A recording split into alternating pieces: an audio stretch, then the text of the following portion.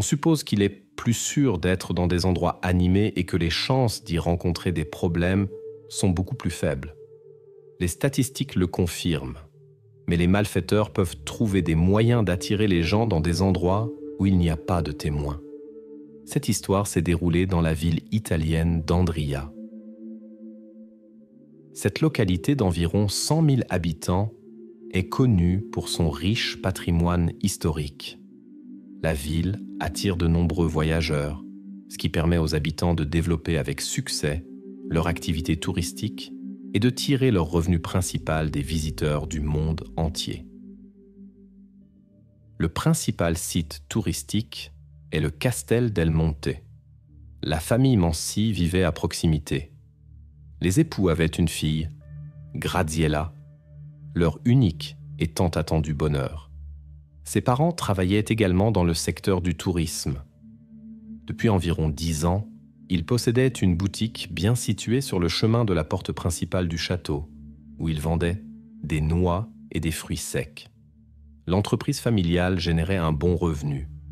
Graziella aidait constamment dans la boutique de ses parents et montrait un sincère intérêt pour l'entreprise, ce qui ravissait ses proches. Leur commerce était situé sur un itinéraire touristique fréquenté, où il y avait toujours beaucoup de visiteurs, et il devenait de plus en plus difficile de gérer l'afflux de clients. L'aide de Graziella était très appréciée, d'autant plus qu'elle aimait faire partie de l'entreprise familiale. Sa gentillesse et son énergie restèrent gravées dans la mémoire de nombreux clients. Le 19 août 2000 était un samedi ordinaire avec une grande affluence de touristes.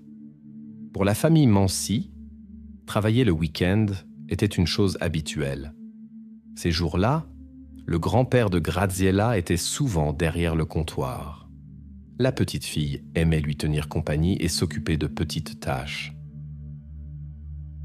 En raison du flux constant de visiteurs vers le château, le grand-père ne pouvait pas quitter la boutique.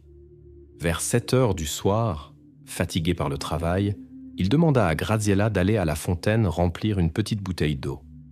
Elle accepta volontiers et se mit en route. Il fallait environ 5 minutes pour atteindre la fontaine.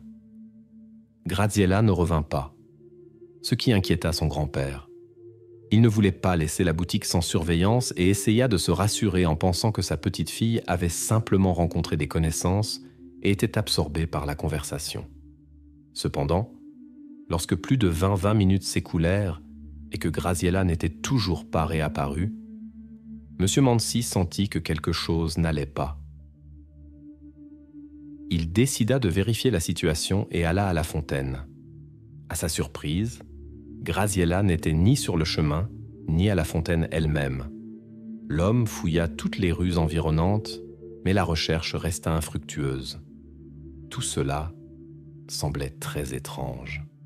Le grand-père retourna à la boutique, espérant que Graziella aurait pu prendre un autre chemin, mais elle n'y était pas.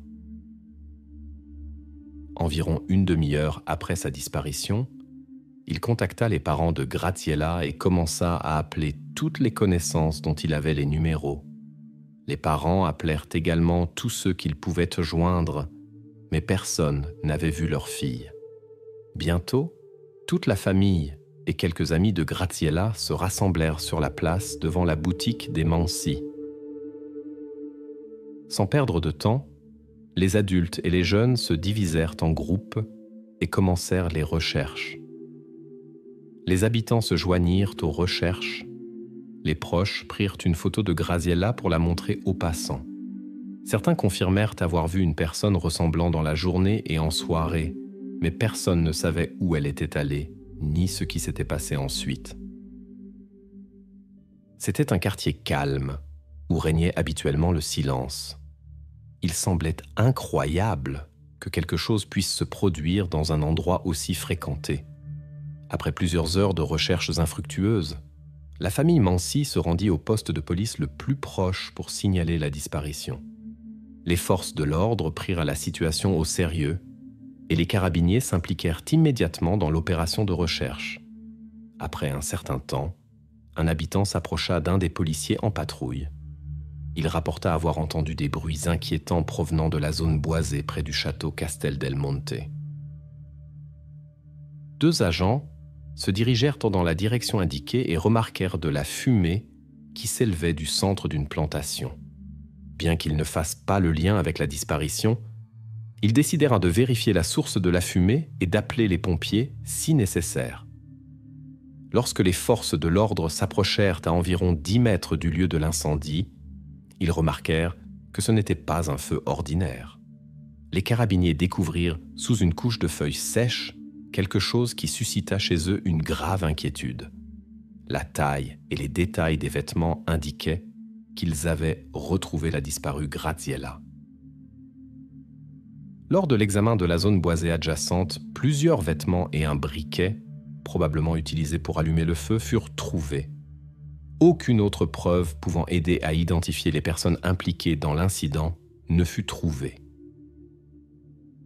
Les autorités prévoyaient d'analyser les enregistrements de plusieurs caméras de surveillance près du château. L'examen médical confirma que la personne retrouvée était Graziella Mansi. Cependant, en raison de l'état des preuves, l'expert ne put donner de réponse complète aux questions des enquêteurs et des proches. Le rapport établit que ce qui s'était passé n'était pas un accident. Le lendemain, les représentants de la presse commencèrent à assiéger littéralement la famille Mansi. Lorsque les proches furent informés de ce qui était arrivé à Graziella, ils ne purent d'abord pas accepter la réalité des événements. Cet incident inattendu choqua tellement les habitants que toute la région fut en émoi. Les médias diffusèrent activement des informations sur l'incident inquiétant près du célèbre château. Le public était troublé par la situation. Le flux touristique diminua considérablement. Les visiteurs considéraient ces lieux comme dangereux et évitaient les sites touristiques, ce qui affecta significativement l'activité touristique à Andria. Les enquêteurs agirent rapidement. La théorie principale était que l'auteur avait conduit Graziella du sentier de randonnée vers un endroit isolé. Ensuite, il tenta d'effacer toutes les traces avec le feu. Compte tenu des circonstances, les autorités supposèrent qu'il fallait rechercher une personne adulte. Les enquêteurs suivirent plusieurs pistes. D'abord, ils vérifièrent les données sur les personnes qui s'étaient déjà fait remarquer par des actes similaires et qui pourraient se trouver dans la région. Cependant, cette théorie devint de moins en moins convaincante au cours de l'enquête. Les enquêteurs ont examiné différentes versions, y compris la possibilité qu'il s'agisse de l'acte d'un voyageur qui se trouvait par hasard dans la région. Plus les forces de l'ordre parlaient avec les témoins et les connaissances de la famille Mansi, plus le nom de Pasquale Toro revenait souvent. Il travaillait comme gardien de parking non officiel dans la même rue où se trouvait le magasin des Mansi. De nombreux résidents ont remarqué son comportement étrange, particulièrement quand Graziella a commencé à aider sa famille dans le magasin. Plusieurs témoins ont remarqué le regard troublant avec lequel Pasquale suivait Graziella. Les amis du jeune homme ont confirmé ces observations. Certains plaisantaient même sur l'intérêt particulier de Pasquale pour Graziella, mais après l'incident, ces mots ont pris une toute autre signification. Les proches de Pasquale ont rejeté toutes les suspicions.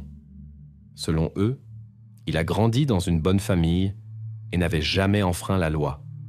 Malgré les assurances de ses proches, Pasquale est devenu le personnage principal de l'enquête. Lors de la première rencontre avec les enquêteurs, leurs soupçons n'ont fait que se renforcer. Pasquale portait un t-shirt sale avec des taches sombres suspectes, comme s'il avait récemment creusé dans la terre. Pasquale a nié toute implication dans l'incident. Cependant, plus les enquêteurs parlaient avec le jeune homme, plus les détails de son histoire changeaient. Après plusieurs heures de conversation au poste de police, sa confiance a commencé à s'effriter. Les enquêteurs ont été particulièrement troublés par sa remarque inappropriée sur l'apparence de Graziella, compte tenu de son jeune âge. De nombreuses incohérences se sont accumulées dans les histoires du suspect présumé, suggérant des tentatives de cacher quelque chose à la police. Dans une version, Pasquale a affirmé qu'il se trouvait par hasard dans cette forêt lors d'une promenade. Selon ses dires, il avait vu des flammes et s'était enfui par peur. Peu après, la police était apparue. Plus tard, il a complété l'histoire en mentionnant comment il avait remarqué Graziella au puits où elle voulait chercher de l'eau. Il s'est approché d'elle et elle n'a pas eu peur de lui car elle l'avait souvent vu auparavant. Jusqu'à ce jour, il avait toujours semblé être une personne calme. Pascal a raconté qu'il lui avait parlé de chiots qui seraient nés récemment dans la forêt. Lorsque le jeune homme a finalement avoué, il a admis avoir attiré Graziella dans la forêt. Il a insisté sur le fait que son but était un jeu qui avait échappé à tout contrôle et non ce dont on l'accusait initialement. Les médias ont activement rapporté tous les détails de l'incident, mais ont ajouté des spéculations et des détails non vérifiés. Cela a créé de la confusion, tandis que les vraies raisons de l'acte restaient floues. Après de nombreuses déclarations contradictoires, l'histoire de Pasquali a pris un nouveau tournant.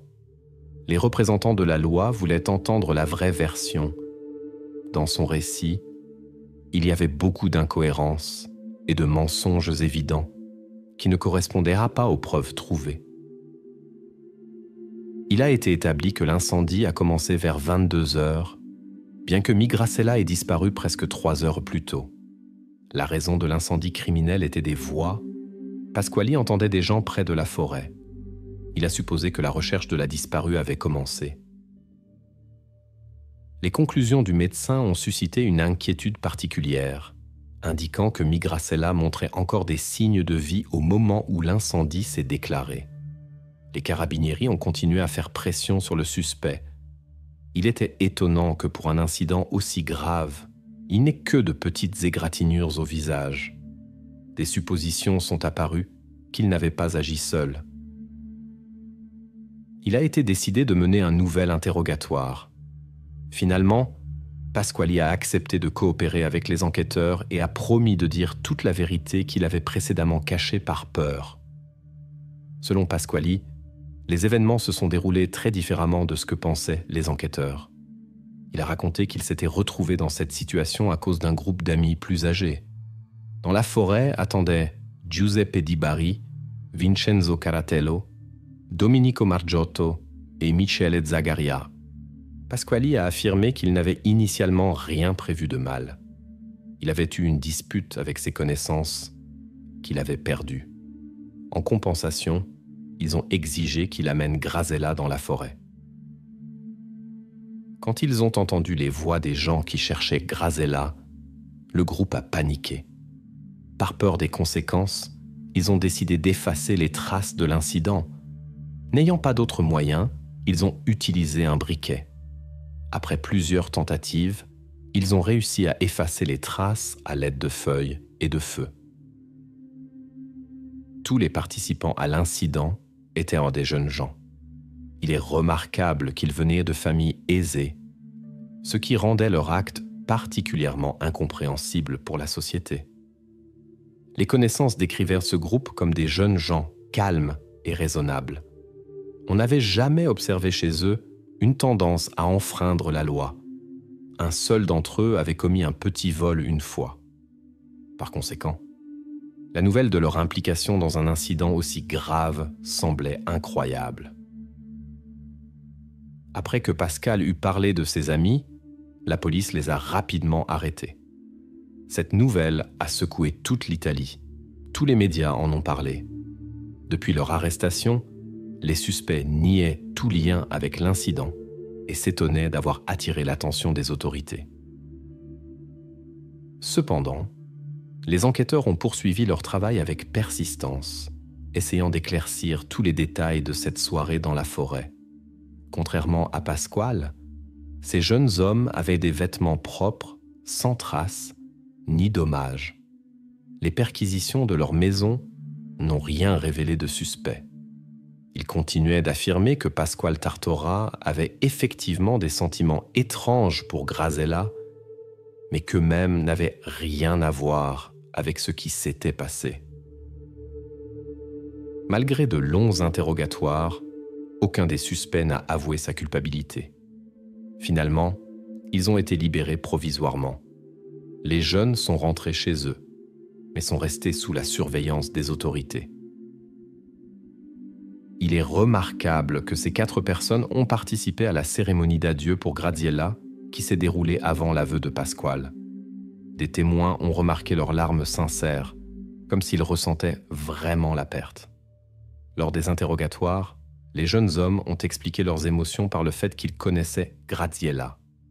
Bien qu'ils se parlaient rarement, ils la voyaient souvent dans le magasin familial des Mansi.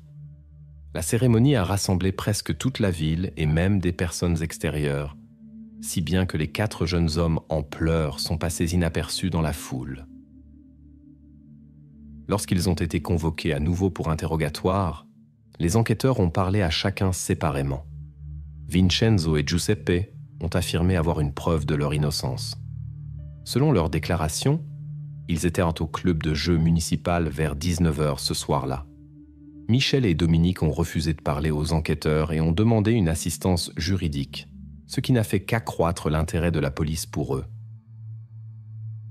À ce moment-là, les enquêteurs ne pouvaient y vérifier que les déclarations de Vincenzo et Giuseppe. Le club informatique a confirmé que les amis y étaient effectivement, mais qu'ils avaient de là quitté les lieux après environ 1 heure. Pour le reste du temps, aucune confirmation fiable de leur localisation n'a été trouvée. De manière inattendue, Michel et Dominique ont décidé de dire la vérité. Ils ont largement confirmé l'histoire de Pasquale Tortora. Selon leur récit, les amis les avaient appelés dans la forêt le soir, comme ils l'ont exprimé, pour jouer avec le feu. Quand ils sont arrivés sur place, ils ont constaté que tout le groupe était déjà réuni. Pasquale a joué le rôle d'appât et a choisi Grisella, pour laquelle il nourrissait, selon les connaissances, un étrange intérêt. Les autres se sont cachés derrière des arbres et ont attendu l'apparition de leur cible. Pasquale a confirmé qu'il avait rencontré Grisella au puits où elle puisait de l'eau. Il lui a proposé de voir des chiots nouveau-nés dans la forêt voisine. La confiante Grisella, qui avait un amour particulier pour les animaux, a joyeusement accepté, sans soupçonner la perfidie à venir. Elle faisait confiance au jeune homme qu'elle connaissait et ne pouvait imaginer une telle trahison. La partie boisée n'était pas loin de leur point de rencontre, environ 15 à 20 minutes de marche. À ce moment-là, le grand-père avait probablement déjà commencé à chercher sa petite fille. Lorsqu'ils ont atteint le point prévu, les autres participants sont soudainement sortis de leur cachette. Grisella est tombée dans un piège et l'a réalisé trop tard. Les jeunes gens, déjà alcoolisés, ont continué à boire. Selon les déclarations des détenus, ils n'avaient pas d'intention planifiée à l'avance. Ils voulèrent seulement jouer avec la Grisella sans défense et lui faire peur. Grisella était tellement sous le choc qu'elle comprenait à peine ce qui se passait. Les jeunes gens ont affirmé qu'ils n'avaient initialement pas prévu d'autres actions. Mais quand elle n'a plus montré de signes de vie, cela leur a fait réaliser la gravité de la situation. À ce moment-là, ils ont entendu des voix et ont paniqué, pensant qu'on la cherchait. Peut-être ont-ils décidé, sous l'influence de l'alcool, de dissimuler les traces de leurs actions par le feu. Les déclarations des suspects ont été partiellement confirmées par les résultats de l'enquête. Les experts n'ont pas pu trouver de preuves concluantes pour certaines actions. Grisella portait encore une partie de ses vêtements. Bien que certaines blessures aient été constatées, leur cause aurait pu être différente.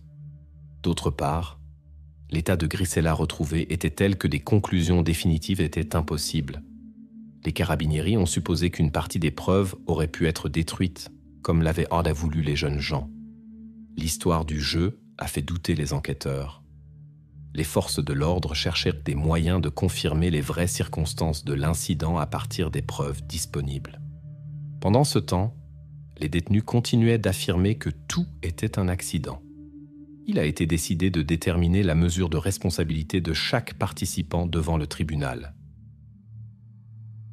2 du groupe, Vincenzo et Giuseppe, ont nié leur participation. Selon leurs déclarations, ils étaient simplement venus dans la forêt sur l'invitation de Pasquale, sans connaître ses intentions, et étaient pans et bouleversés par ce qui s'était passé. Ils ont affirmé avoir rapidement quitté les lieux car ils ne voulaient pas être témoins. Cependant, ces jeunes hommes non plus n'ont pas anticipé les conséquences de la situation dangereuse. Ils n'ont pas osé informer les autorités par peur de la vengeance des autres participants ainsi que des possibles conséquences juridiques en cas d'accusation de complicité. Malgré les contradictions dans les témoignages, Pasquale Tartora a reçu un verdict relativement clément à l'issue du procès, 30 ans de prison. 2 facteurs principaux y ont contribué. Premièrement, sa volonté de coopérer avec l'enquête. De tout le groupe, il a été le premier à prendre contact avec les forces de l'ordre. Deuxièmement, toutes les expertises réalisées indiquaient qu'il n'était pas l'initiateur principal de l'incident. Bien qu'il ait participé à l'incident, les enquêteurs étaient convaincus que les actions principales avaient été effectuées par les 4 autres. Une peine plus sévère les attendait. Le tribunal les a reconnus coupables de la disparition de Graziella et les a condamnés à la peine maximale, la réclusion à perpétuité et à l'isolement. Cela signifiait qu'ils passeraient tout leur temps restant derrière les barreaux, sans contact avec d'autres détenus. Lorsque le verdict a été lu, la mère de Graziella s'est évanouie. Son mari a essayé de la faire reprendre conscience. Une dispute a éclaté entre les familles des accusés. Les proches de Graziella considéraient le verdict comme juste, sauf la décision concernant Pasquale. Selon eux, il avait reçu une peine trop clémente pour avoir attiré leur fille dans la forêt. Le verdict sévère a le plus indigné Vincenze et Giuseppe. Ils continuaient à proclamer leur innocence. Leur persévérance a même gagné des partisans qui croyaient leur version. Néanmoins, cela ne les a pas aidés à contester le verdict. 8 ans se sont écoulés. Vincenze Caratello, qui avait atteint l'âge de 27 ans, a pris une décision irrévocable en prison. Le 19 juin 2013, l'avocat Michel a déposé une demande de révision de l'affaire, invoquant des violations de procédure. Il n'était pas d'accord avec la décision rendue, mais le tribunal a rejeté sa demande. La mère de Pasquale s'est publiquement adressée à la famille Mansi. Elle a demandé pardon pour l'acte de son fils et a exprimé sa conviction qu'il devait purger sa juste peine. Mais la mère de Graziella a rejeté ses excuses. Elle a répondu sèchement que Pasquale devrait vivre tout ce que sa fille avait dû endurer. Selon ses mots, rien ne serait arrivé s'il n'avait pas attiré Graziella dans la forêt. C'est pourquoi les parents lui attribuaient principalement la faute. Le nom de Graziella Mansi reste inoubliable en Italie jusqu'à aujourd'hui. Au château Castel del Monte, il y a une plaque commémorative avec sa photo et son histoire. Les locaux et les touristes y déposent pas souvent des fleurs et des jouets. Cet endroit est particulièrement fréquenté par les proches de Graziella. Après 24 ans, Pasquale Tortoro a été libéré de prison. En raison de sa bonne conduite, sa peine a été réduite de 6 ans. Aujourd'hui, c'est un homme de 44 ans qui a décidé de commencer une nouvelle vie. Il est difficile de dire s'il atteindra cet objectif. De tous les participants, lui seul a obtenu le droit à une procédure abrégée, ce qui a conduit à une réduction de peine. Après l'incident, tout le groupe a rompu le contact. Même quand Pasquale est sorti, les relations ne se sont pas améliorées. Pasquale dit qu'il pense chaque jour à ce qui s'est passé et à la douleur qu'il a causée à Graziella et à ses proches. Il affirme que s'il pouvait retourner dans le passé, il agirait différemment. La mère de Graziella s'est exprimée sur la libération anticipée de Pasquale. Selon elle, avec sa libération, le sentiment de justice a disparu. Elle est convaincue que de telles personnes ne changent pas et représentent un danger pour la société. C'est pourquoi elles ne devraient pas avoir de seconde chance. Vincenzo et Giuseppe ne comprenaient pas pourquoi Pasquale les avait traités ainsi et persistaient dans son innocence. Avant que Vincenzo ne se décide à un acte désespéré, il a laissé un message. « Il y persistait dans son innocence et s'indignait de l'injustice de leur situation. Il espérait qu'à l'avenir, quelqu'un de compatissant confirmerait ses paroles, tandis que lui-même refusait de continuer à se battre pour sa liberté. Giuseppe, Dominique et Micheli sont toujours en détention préventive. Giuseppe maintient son affirmation d'innocence et consacre son temps à l'étude de la Bible. Il a accepté le verdict prononcé et ne fait pas appel. Il croit sincèrement qu'il sera libéré dès que la vérité sur sa non-participation à l'incident sera révélée. Son défenseur et ses proches partagent cette croyance, ainsi que celle en l'innocence du défunt Vincenzo. Ils continuent donc tous de désigner Pasquale comme le principal responsable de ce qui s'est passé. Selon leur déclaration, c'est lui qui a attiré la victime dans l'épaisseur de la forêt et a commis l'acte terrible.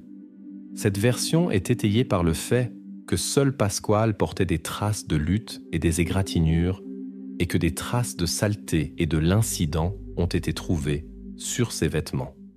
Les autres participants ne présentaient pas de telles marques. Pourtant, Pascal a reçu la peine la plus légère et est déjà en liberté. L'histoire dont nous allons parler montre comment la sincère inquiétude pour un étranger peut avoir des conséquences inattendues. Personne ne pouvait imaginer que leur gentillesse envers un passant occasionnel mènerait à la disparition d'une élève. L'histoire de Stéphanie Rückberg, âgée de 15 ans, s'est déroulée à l'été 2002 sur l'île ensoleillée de Majorque. Elle a grandi dans la ville allemande de Lüdenscheid avec son frère aîné. Après le divorce, sa mère Sylvia décida de commencer un nouveau chapitre dans sa vie et organisa un déménagement d'été aux Baléares.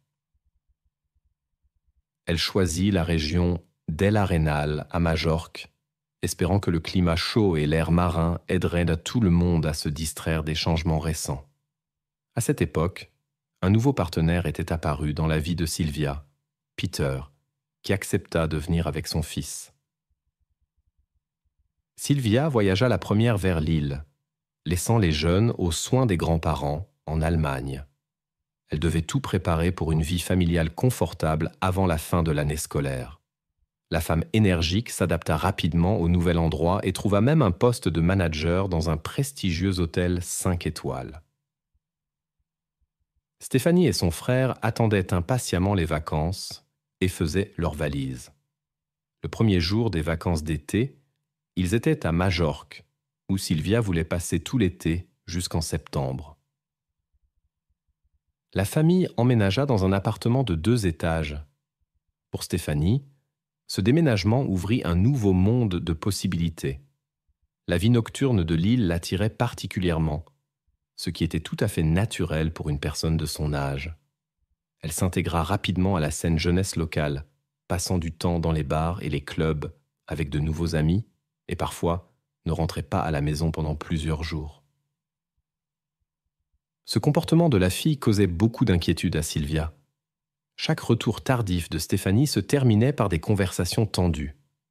Peter réagissait particulièrement vivement, devant constamment calmer Sylvia inquiète au lieu de se détendre. Il essayait de remettre la jeune fille sur le droit chemin et s'efforçait de créer une atmosphère agréable pour tous. Stéphanie se trouvait dans une situation difficile, tiraillée entre le désir d'obéir à sa mère et l'envie de profiter de la vie insouciante de l'île avec des jeunes de son âge. La famille commença à s'inquiéter. Stéphanie comprenait que son comportement inquiétait ses proches, mais elle ne pouvait pas se contrôler.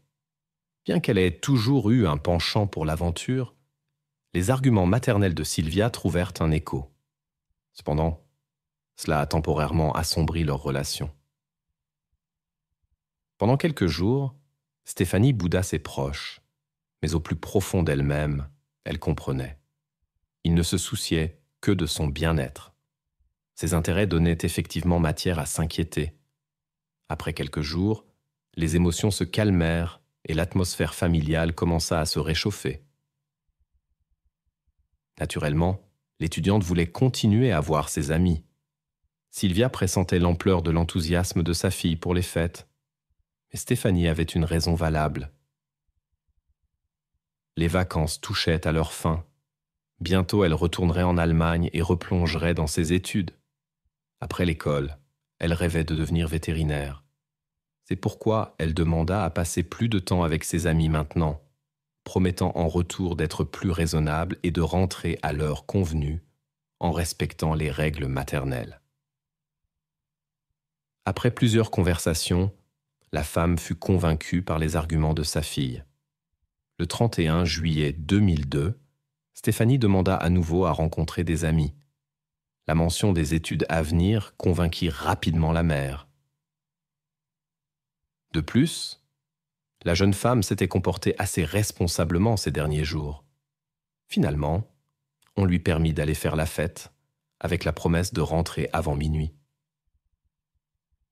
Les proches ne l'attendirent pas et allèrent se coucher, espérant qu'après les récents désaccords, elle tiendrait parole comme elle l'avait fait dernièrement. Tôt le matin, Sylvia, en sortant de la chambre, remarqua le sac de Stéphanie sur le sol du couloir. Elle supposa que sa fille s'était rentrée tard et de bonne humeur, avait simplement jeté ses affaires et était allée se coucher.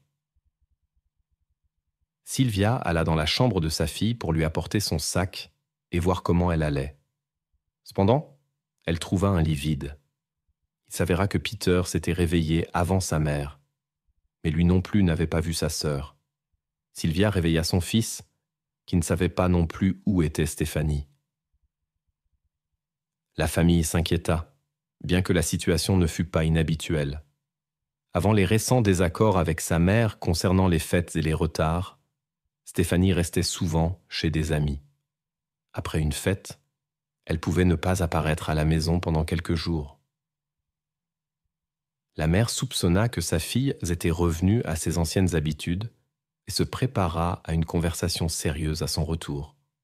Sylvia ne s'inquiétait pas trop, car elle connaissait le caractère de Stéphanie. Mais avec chaque jour d'absence de sa fille, l'inquiétude grandissait. Après une semaine de recherche indépendante, la femme se tourna vers la police. Pendant ce temps, elle avait appelé tous les amis connus de sa fille, en avait visité certains personnellement et avait parlé avec les jeunes et leurs parents. Mais personne ne pouvait dire où était Stéphanie. Personne ne l'avait vue depuis longtemps. Début août, Sylvia signala à la police locale la disparition de sa fille, qui n'était pas rentrée à la maison depuis une semaine. Compte tenu du temps écoulé, les enquêteurs commencèrent immédiatement les recherches.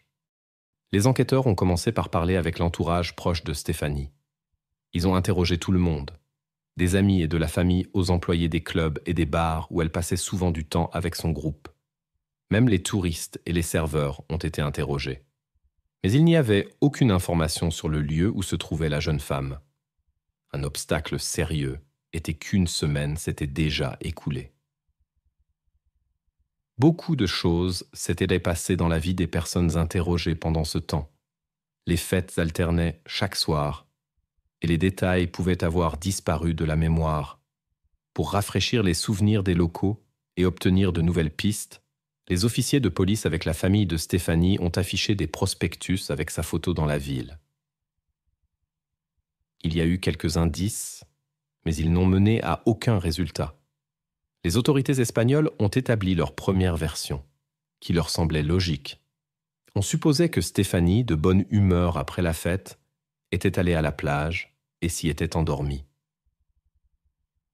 Étant donné le temps écoulé et l'absence de toute trace, les espoirs de retrouver la jeune femme en vie s'amenuisaient. Pendant tout ce temps, elle n'avait pas essayé de contacter sa famille, n'avait utilisé ni carte bancaire ni téléphone, ni même les réseaux sociaux. La version de l'enlèvement a été écartée. Personne n'avait contacté la famille pour une rançon. La police maritime et l'aviation ont été impliqués dans les recherches. Des hélicoptères ont examiné la côte et les eaux. Les proches ne perdaient pas l'espoir de revoir Stéphanie. L'idée qu'elle passait du temps avec de nouvelles connaissances a germé, bien que tous comprennent.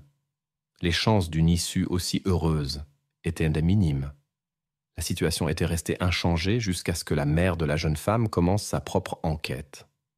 Les options de direction étaient peu nombreuses. et la femme a décidé d'examiner minutieusement la chambre de sa fille.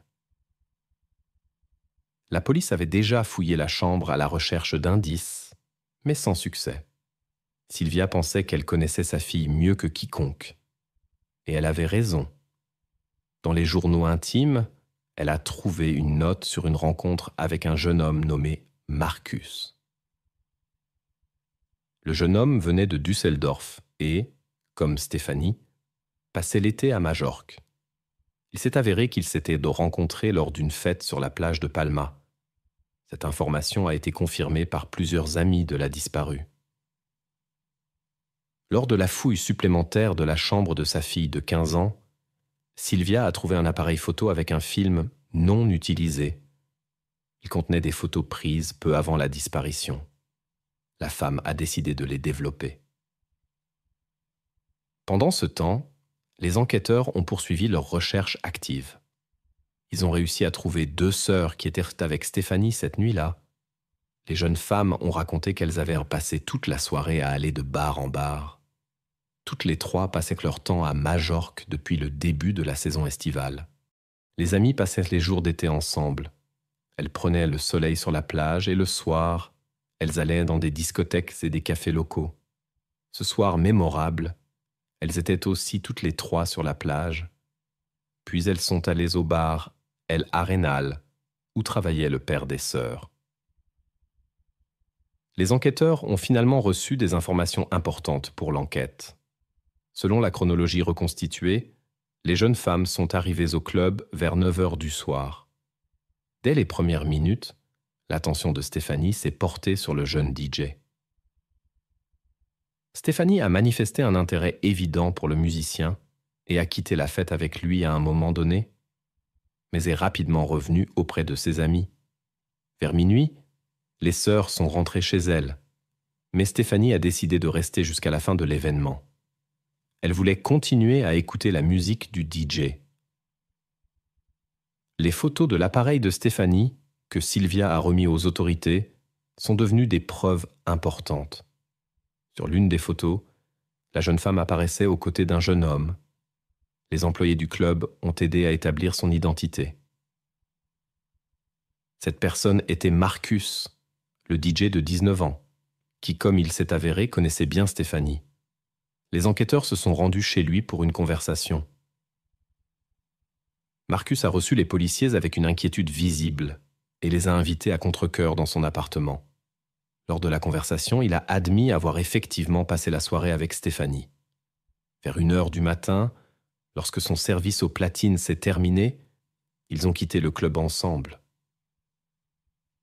Initialement, le musicien a affirmé que la jeune femme était restée chez lui environ 1 heure puis était partie. Mais ces paroles ont suscité des doutes. Dans l'appartement, on a trouvé le sac à main et les vêtements de Stéphanie qui correspondaient à sa tenue au club. Des taches étranges de couleur bordeaux sur la robe ont particulièrement attiré l'attention. Marcus est immédiatement devenu la figure principale de l'affaire, mais a continué d'insister sur sa version. Selon son explication, Stéphanie avait accidentellement taché sa robe avec une boisson alcoolisée rouge et s'était changée dans les vêtements d'une amie. Cette histoire semblait peu crédible, mais des preuves plus solides étaient nécessaires pour une accusation. Les vêtements ont été envoyés pour analyse. Le lieu où se trouvait Stéphanie restait un mystère, et les enquêteurs ont poursuivi leur travail, gardant une surveillance particulière sur le DJ. 1 mois et demi après la disparition, le 20 septembre 2002, la police a reçu un important signalement d'un résident local. Il a signalé une découverte suspecte sur le terrain d'une ferme abandonnée dans la région d'El Arenal. Les enquêteurs arrivés sur place ont examiné le bâtiment vide où des activités étranges avaient été récemment remarquées. À l'intérieur, les forces de l'ordre ont fait une triste découverte. Sur place se trouvait une personne en pyjama, sous-vêtements et chaussettes. L'état ne permettait pas une identification visuelle. Une connexion avec l'affaire de la disparition de Stéphanie a été suspectée. Pour confirmation, une analyse ADN a été effectuée, comparant les résultats avec des échantillons de la mère de Stéphanie. L'expertise a confirmé, c'était Stéphanie d'Allemagne. Les enquêteurs devaient élucider les véritables circonstances de l'incident. La version concernant l'implication du DJ ne s'est pas confirmée. Bien que certains objets aient été trouvés dans son appartement, il n'y avait aucun signe d'incident. La tache sur les vêtements s'est avérée n'être que de la boisson alcoolisée. L'histoire de Marcus sur le changement de vêtements a été confirmée par les déclarations des amis. Il disait la vérité. Mais cela n'a fait que compliquer la recherche de réponses. À ce moment-là, la famille de Stéphanie était déjà retournée en Allemagne. Le frère a repris ses études. Sylvia a commencé à travailler. Les officiers ont décidé d'examiner plus attentivement l'environnement proche de Stéphanie. Il y avait des raisons de croire qu'elle était bien rentrée chez elle cette nuit-là. Après tout, son appareil photo et son sac y étaient apparus. Peter, le partenaire de la mère qui vivait avec la famille de Stéphanie, a particulièrement attiré l'attention. On savait que le comportement de Stéphanie inquiétait l'homme. Le style de vie libre de Stéphanie préoccupait sa mère, c'est pourquoi il exprimait souvent son mécontentement lorsqu'elle restait tard ou allait à des fêtes sans prévenir. Peter a été convoqué au poste de police allemand pour un entretien. Dès les premières minutes, il a nié toute implication dans la disparition de Stéphanie. Cependant, c'est précisément la conversation avec lui qui a permis de faire avancer l'enquête. Après un certain temps, l'homme a partagé des informations importantes. Il s'est avéré que pendant leurs vacances à Majorque, la famille baravait un voisin dans l'appartement, Thorsten, un Allemand de 40 ans. La mère l'avait rencontré peu avant l'arrivée des enfants. Elle avait accepté de l'héberger officieusement dans l'appartement pour réduire les coûts de location. C'est exactement pourquoi il avait été initialement passé sous silence. Cela violait les conditions de location de la propriété.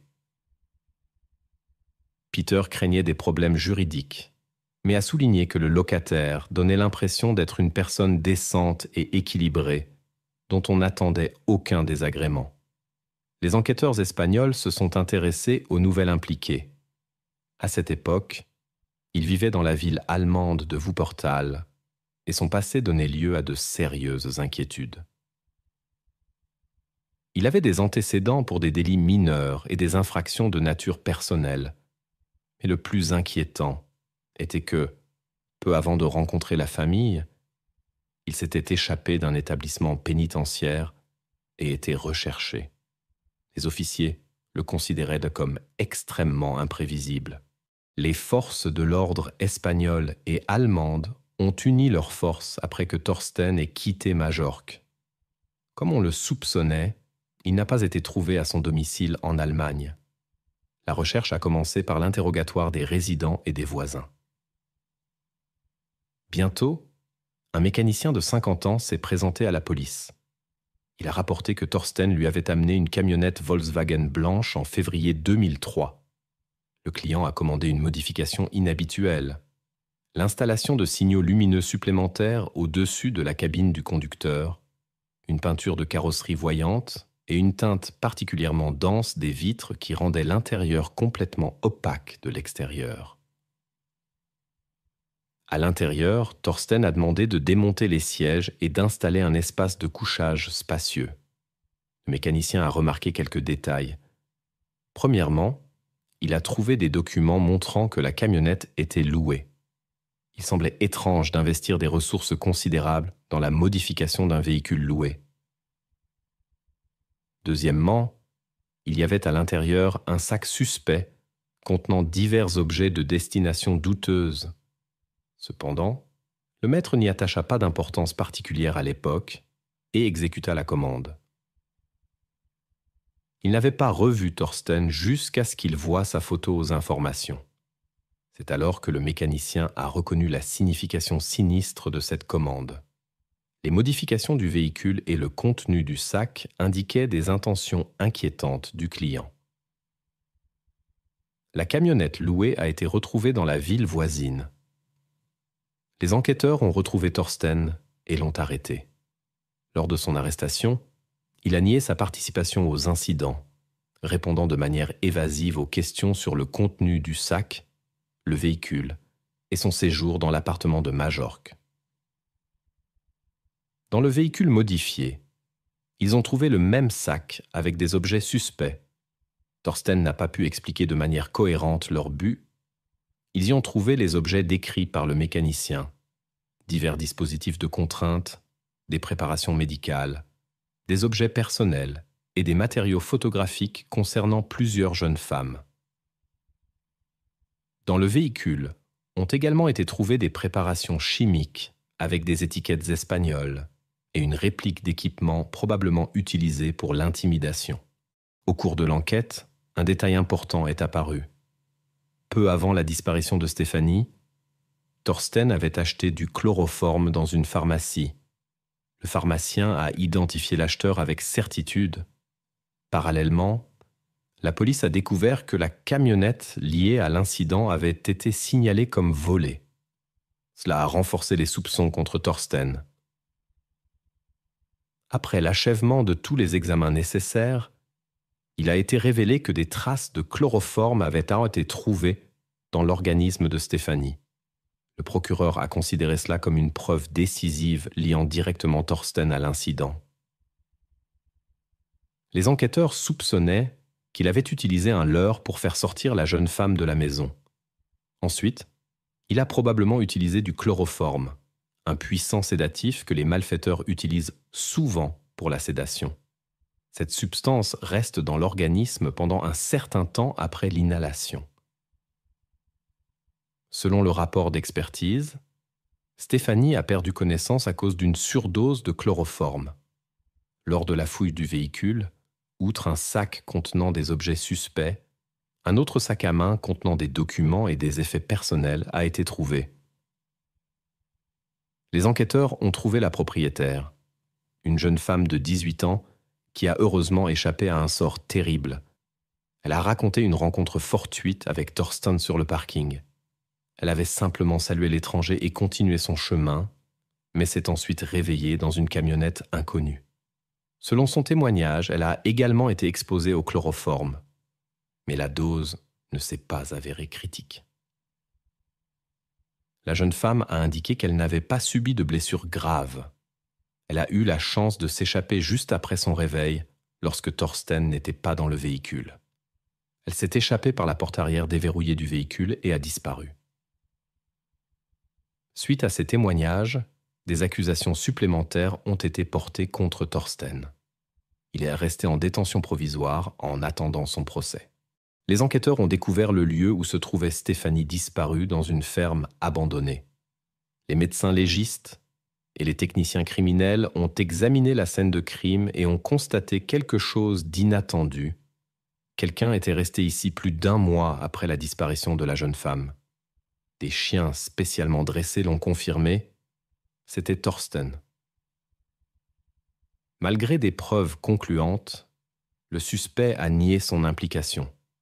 Pour obtenir des aveux, l'un des enquêteurs a mené une opération astucieuse. Il a été infiltré dans la cellule de Thorsten déguisé en détenu. Il a rapidement gagné la confiance du suspect. Le plan a fonctionné. Thorsten est devenu bavard et tout a été enregistré. Il a admis son lien avec la disparition de Stéphanie, mais a insisté sur une coïncidence de circonstances. Selon son récit, tout s'est passé après le retour de la jeune femme d'une fête. Il observait la voisine depuis longtemps et attendait le bon moment. Cette nuit-là, selon lui, une opportunité appropriée s'est présentée.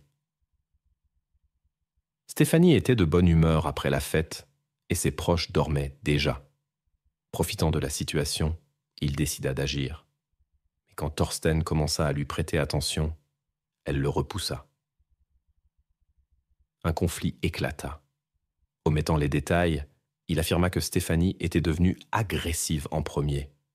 Prétendument, il l'aurait juste poussée sans évaluer sa force. Selon la version de Thorsten, elle perdit connaissance après la chute. Curieusement, il passa sous silence le chloroforme trouvé dans son organisme. Par peur des conséquences, Il emmena Stéphanie à la ferme abandonnée. Il y resta plusieurs semaines, craignant d'être découvert, jusqu'à ce qu'il décide de s'enfuir en Allemagne. Son histoire éveilla des doutes. Les médecins ne trouvèrent aucune des blessures qu'il avait mentionnées. Étonnamment, les proches de Stéphanie n'eurent pas immédiatement de soupçons lorsque le voisin disparut en même temps que la jeune femme. En août 2006, 4 ans après l'incident, le procureur a formellement inculpé Thorsten. Il risquait jusqu'à 10 ans de prison et l'accusation insistait sur la peine maximale. La défense a contesté la légalité de la confession obtenue et a affirmé qu'elle avait été obtenue par manipulation. De plus, l'avocat a présenté une version inattendue, affirmant que les traces de chloroforme dans l'organisme de Stéphanie étaient apparues accidentellement après l'incident. Malgré l'improbabilité évidente de cette théorie, les enquêteurs ont dû l'examiner en profondeur. Des investigations supplémentaires ont permis d'exclure complètement la version accidentelle. Les experts criminalistiques ont établi que la concentration de chloroforme était significativement plus élevée que ce qui serait possible lors d'un contact accidentel. Selon eux, l'auteur avait délibérément utilisé la substance pour empêcher Stéphanie de contacter la police. L'accusation a insisté sur le fait que la confession de Thorsten avait été obtenue légalement et constituait une base suffisante pour l'inculpation.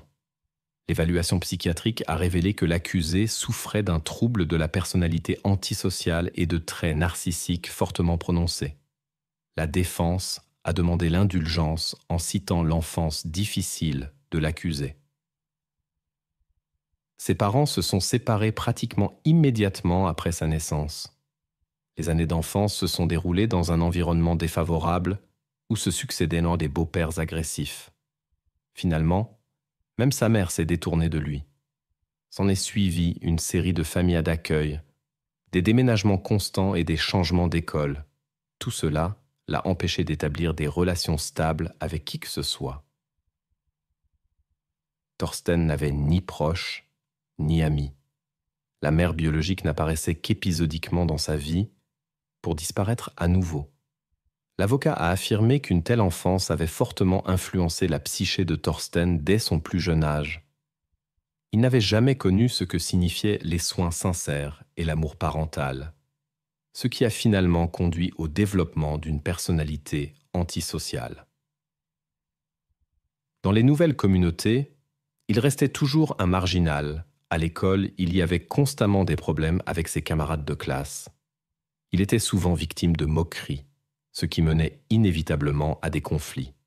Après les premières audiences, le tribunal a fixé une peine de 11 ans de prison pour Thorsten, âgé de 44 ans, la peine maximale possible. Cependant, la défense n'était pas d'accord avec le verdict, et l'avocat a réussi à obtenir une révision du cas.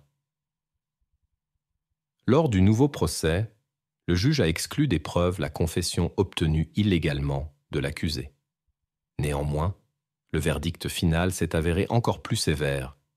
11 ans de privation de liberté. Le jury l'a déclaré coupable d'actions préméditées ayant conduit à des conséquences tragiques pour la jeune femme. Une année supplémentaire a été imposée pour tentative de destruction de preuves. Le procureur a présenté des preuves convaincantes que le criminel avait guetté la jeune femme dans son propre appartement. Elle est rentrée chez elle et a même réussi à mettre son pyjama en se préparant pour le lit. Les événements qui ont suivi ont eu des conséquences irréversibles. Ensuite, le criminel a emmené la jeune femme dans une ferme voisine où il est resté près d'elle pendant plus d'1 mois, par peur d'être découvert. Pendant tout ce temps, il participait activement aux recherches, rejoignant pratiquement tous les groupes de recherche et soutenant la famille de la disparue. Manifestement, il essayait ainsi de détourner les soupçons de lui.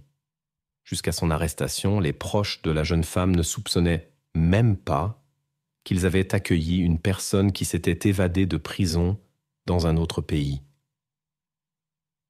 Dans le passé, il avait été accusé d'une série d'appropriations illégales et d'un incident avec une autre jeune femme impliquant l'utilisation de chloroforme. En prison, Thorsten a montré un comportement exemplaire, aidant même l'aumônier de la prison. Pour l'incident précédent, il avait reçu une peine avec sursis. Après avoir purgé les 11 ans de prison, il a été libéré. La famille de Stéphanie a plaidé pour une peine plus sévère et a été déçue par la clémence du verdict. Cette opinion était également partagée par les policiers espagnols et allemands qui ont participé à l'enquête conjointe. Ils considéraient Thorsten comme une personne extrêmement dangereuse et l'incident avec Stéphanie ainsi que les cas avec d'autres jeunes femmes n'étaient, selon eux, qu'une question de temps. Selon les informations disponibles, Thorsten vit aujourd'hui en Allemagne, mais sa localisation exacte et son nom sont inconnus et ses photos sont sous scellés. Jusqu'à présent, aucune participation à des incidents n'a été signalée. Il est connu que certains médicaments, en raison de leurs effets particuliers sur le corps humain, ne sont disponibles que sur ordonnance médicale. Cependant, la question se pose. Le protagoniste de cette histoire a-t-il pu commettre tant d'actes irréfléchis sous leur influence? Ou n'est-ce qu'une explication commode pour ce qui s'est passé?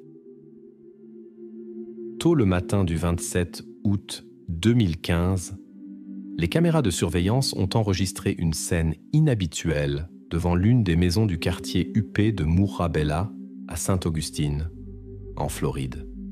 Un groupe de personnes discutait vivement avant de soudainement se disperser dans différentes directions. Quelques heures plus tôt, Amanda Collet, mère de 2 enfants, était rentrée chez elle dans son SUV blanc. Après sa séparation d'avec son mari il y a environ 6 mois, elle avait commencé à fréquenter un nouvel homme. Cette nuit-là, elle l'avait passé chez lui. Lorsqu'Amanda est rentrée chez elle après avoir rendu visite à ses enfants chez des parents, elle a découvert un désordre total. Quelqu'un était entré dans la maison pendant son absence. C'était le chaos partout. Le contenu des armoires et des tiroirs était éparpillé sur le sol. Les poubelles étaient renversées. De nombreux objets étaient cassés ou endommagés. Des éclats de verre jonchaient le sol. Amanda était effrayée, mais elle avait une idée des raisons de ce qui s'était passé. Son téléphone affichait de nombreux appels manqués et messages non lus qu'elle avait ignorés auparavant. Maintenant, elle devait agir. À 5h30 du matin, elle a contacté son nouveau petit ami et les forces de l'ordre, troublée par les traces de l'invité indésirable dans sa maison. Son ami, Lamar Duberly, s'est immédiatement mis en route avec son pick-up. Environ 1 heure plus tard, une voiture de patrouille se dirigeait dans la même direction. L'agent qui arrivait devait évaluer la gravité de la situation. Le bureau du shérif a envoyé un agent pour une intervention de routine, pas un cas urgent. Il s'agissait de parler avec Amanda et de documenter les dégâts matériels. Elle ne prévoyait pas pour l'instant de porter plainte contre son ex-mari et préférait d'abord consulter son avocat familial. Après l'inspection, l'agent est reparti car aucune plainte officielle n'avait été déposée. C'était vers 9h du matin.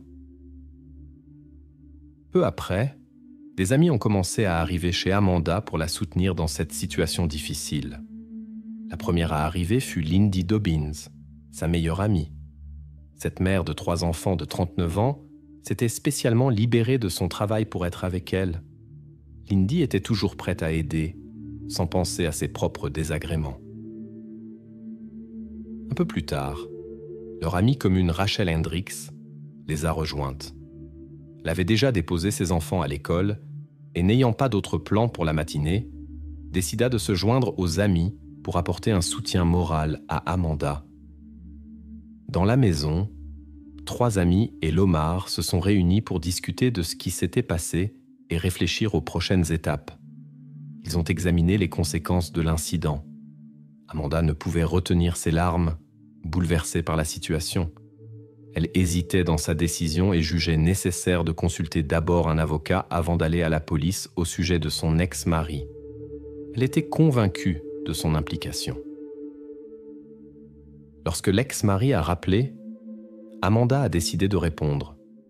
Leur conversation a duré 14 minutes. Tout le groupe se trouvait dans le salon lorsque soudain des détonations ont retenti et du verre s'est brisé. Quelques minutes plus tard, un policier a arrêté Lomar dans la rue, qui fuyait paniqué de la maison de son ami. Selon ses déclarations, lorsque les bruits inquiétants ont commencé, il est passé par le salon jusqu'à la buanderie et s'est échappé par la porte du garage entr'ouverte. Il a informé les agents de l'incident soudain dans la maison d'Amanda et supposé que les tirs venaient de l'extérieur du bâtiment. Lomar n'a pas remarqué si les tirs avaient touché quelqu'un des présents, bien qu'il ne puisse pas donner de détails précis à la police. Il était certain que l'agresseur avait tiré délibérément sur lui. C'est pourquoi il supposait que les femmes devaient être indemnes.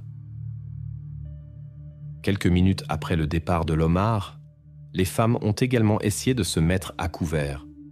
Rachel a traversé le salon et s'est échappée par la porte d'entrée endommagée.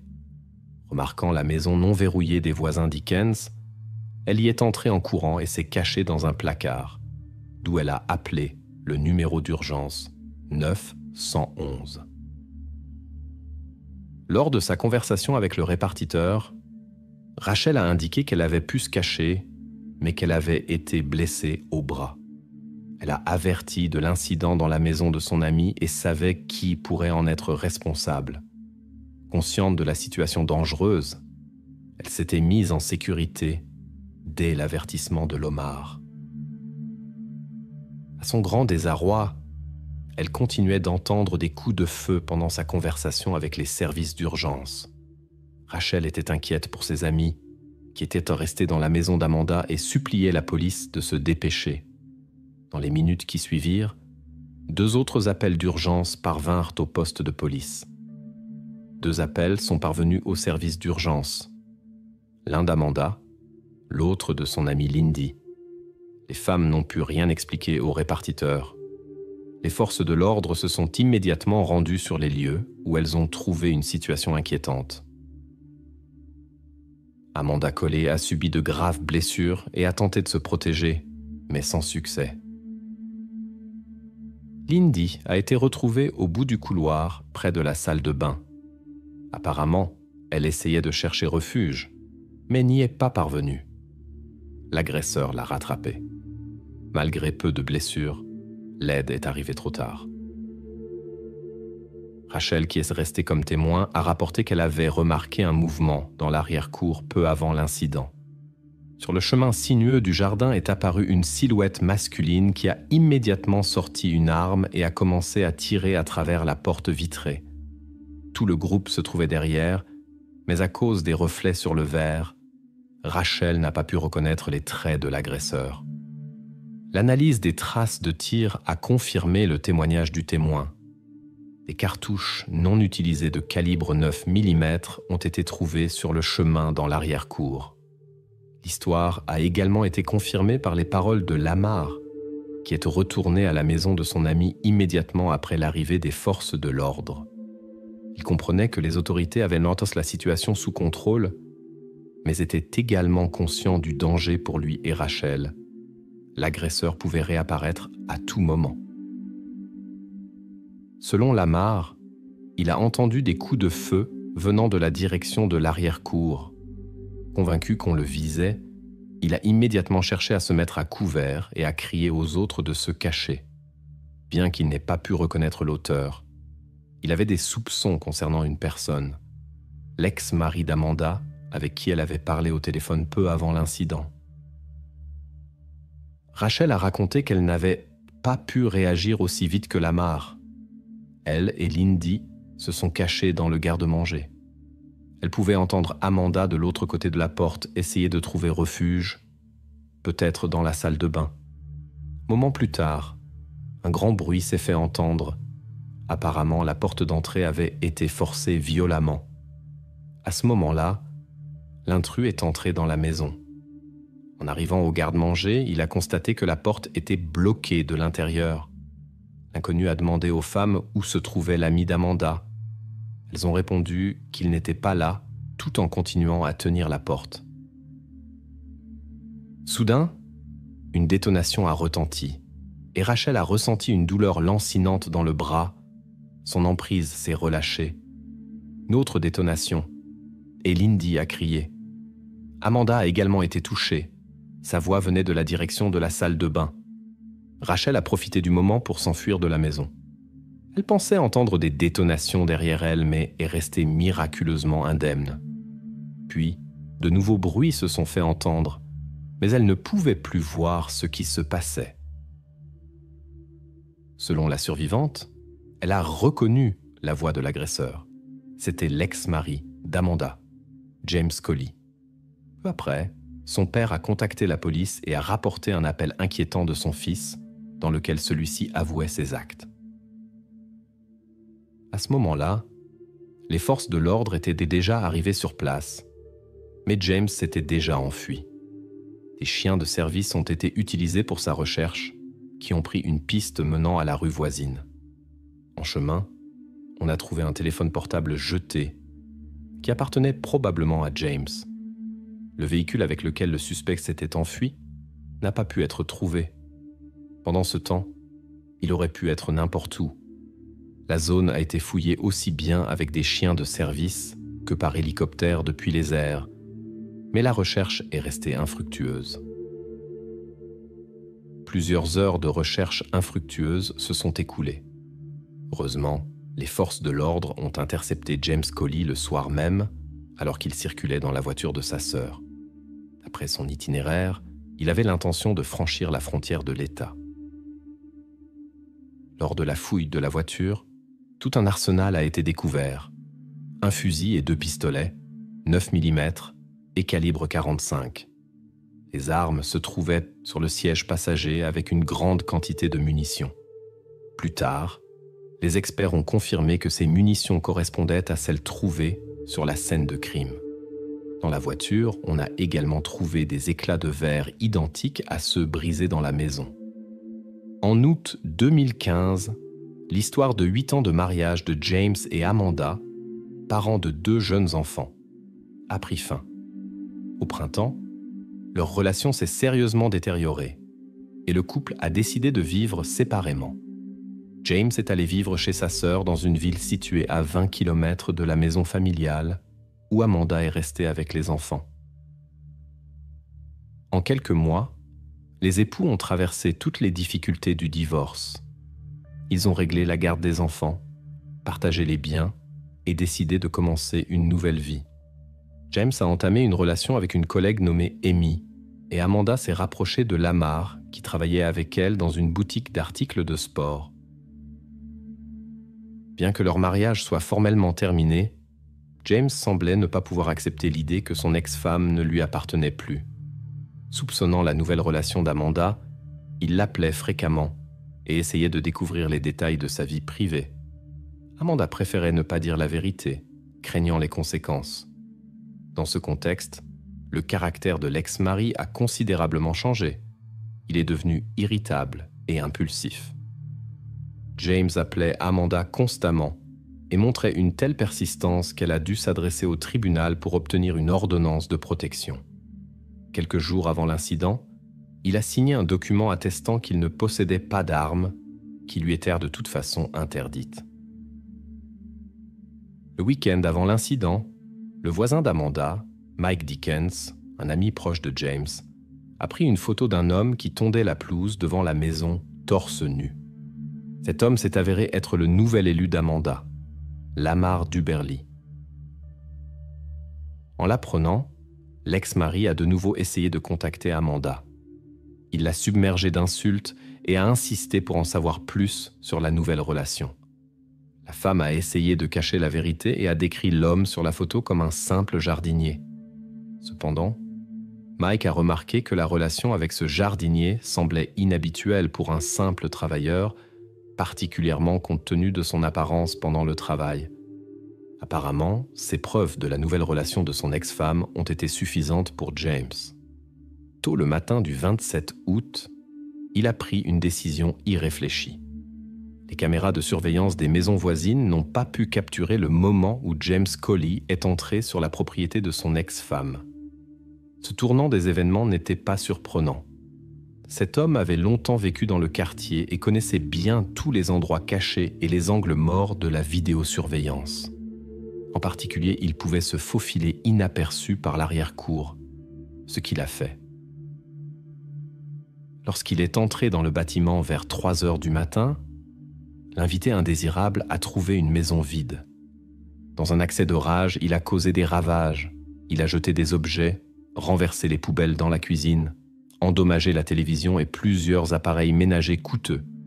Probablement essayait-il ainsi de se venger de son ex-femme en détruisant tout ce qu'il pouvait.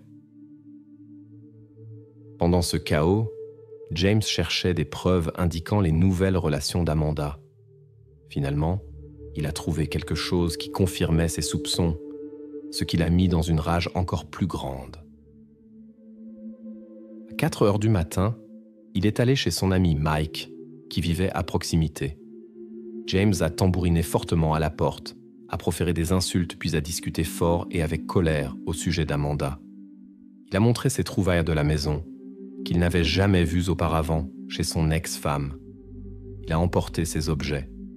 Plus tard, ils ont été retrouvés dans la maison de sa sœur, où James avait probablement récupéré l'arme du crime. Mike s'est souvenu que James avait reçu une ordonnance du tribunal au début du mois, lui interdisant d'approcher la maison et son ex-femme. Il l'avait cependant déjà violée et aggravait maintenant la situation en créant du désordre et en emportant des objets étrangers. Il risquait de graves conséquences. C'est pourquoi son ami a essayé de le calmer. Il lui a donné une bière à boire et lui a conseillé de rentrer chez lui et de se reposer, sans prendre d'autres mesures irréfléchies. James a ignoré le conseil et s'est dirigé vers le tribunal pour s'occuper de la première violation de l'ordonnance. En chemin, il a appelé son père et lui a raconté son comportement dans la maison de son ex-femme. Le père l'a réprimandé et lui a demandé d'arrêter. Après cela, James a disparu et ses actions pendant cette période sont restées inconnues. Lorsqu'il a été arrêté plus tard dans la rue, il a été confronté à plusieurs accusations graves.